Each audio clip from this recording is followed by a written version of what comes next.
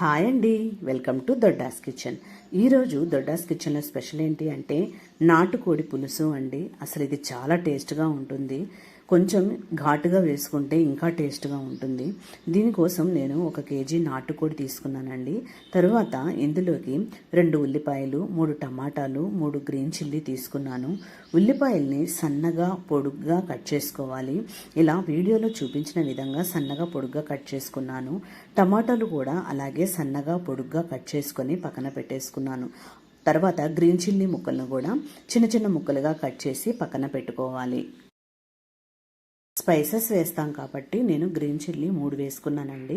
తర్వాత పొయ్యి మీద కుక్కర్ పెట్టుకొని అందులోకి 2 గరిటెలు ఆయిల్ వేసుకొని స్పైసెస్ అన్నీ వేసుకున్నాను. చెక్క, లవంగ, మిరియాలు, బిర్యానీ ఆకు, ఇలాచి అన్నీ కూడా కొంచెం కొంచెం వేసేసుకొని బాగా ఫ్రై చేసుకోవాలి.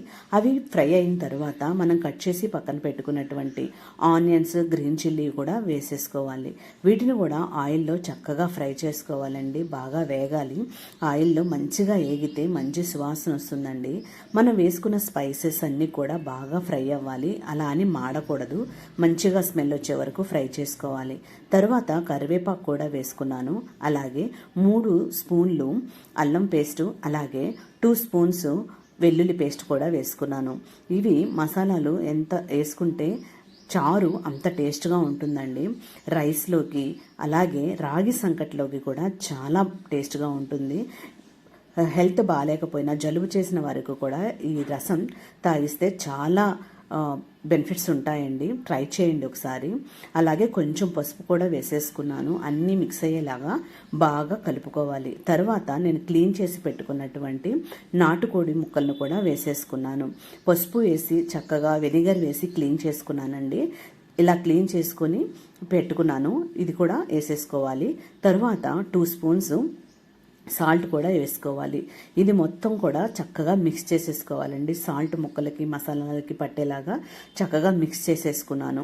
తర్వాత కుక్కర్ మూత పెట్టాను. విజిల్ పెట్టలేదండి. ఒక 5 మినిట్స్ అలా వాటర్ అంతా కూడా పైకి వచ్చేలాగా బాయిల్ చేసుకున్నాను. ఇలా బాయిల్డ్ అయిన తర్వాత ఇందులోకి కట్ చేసి పక్కన పెట్టుకున్నటువంటి టమాటా ముక్కలు కూడా వేసేసుకోవాలి. వీటిని చక్కగా కొంచెం అట్లా స్ప్రెడ్ చేసేసుకొని మరలా కుక్కర్ మూత పెట్టేసుకోవాలి. మళ్ళీ విజిల్ పెట్టొద్దండి. అట్లా పెట్టేసుకుంటే ఇంకొంచెం వాటర్ వస్తాయి. అందులోకి నేను నా టేస్ట్కి సరిపడా, పిల్లలు ఘాటు ఎక్కువే తింటారండి, పెద్దవాళ్ళం కూడా మేము బాగానే తింటాం ఘాటు, కాబట్టి ఒక 3 స్పూన్స్ కారం వేసుకున్నాను. మీ టేస్ట్కి సరిపడినంత మీరు వేసుకోండి. ఈ కారం కూడా చక్కగా చికెన్లో కలిసిపోయేలాగా బాగా కలుపుకున్నాను. ఇలా ఆయిల్ అంతా కూడా పైకి వచ్చేసిందండి. ఇలా అయిన తర్వాత ఇప్పుడు మనం మన టేస్ట్కి సరిపడా ఎంత కావాలంటే అంత, అంటే చికెన్ ఉడకాలి కదండి. చికెన్ ఉడకడానికి నాటుకోడి నేను ఇంతకు ముందు కూడా బాయిల్ చేయలేదు కాబట్టి ఈ కుక్కర్లోనే బాయిల్ అయిపోవాలి. కాబట్టి నేను సరిపడినన్ని వాటర్ పోసుకున్నాను.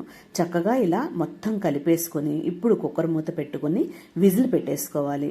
ఇలా విజిల్ కూడా పెట్టేసుకున్న తర్వాత 5 విజిల్స్ వచ్చే వరకు కూడా ఉంచానండి. తర్వాత ఒక 10 మినిట్స్ సిమ్లో కూడా ఉడికించుకున్నాను.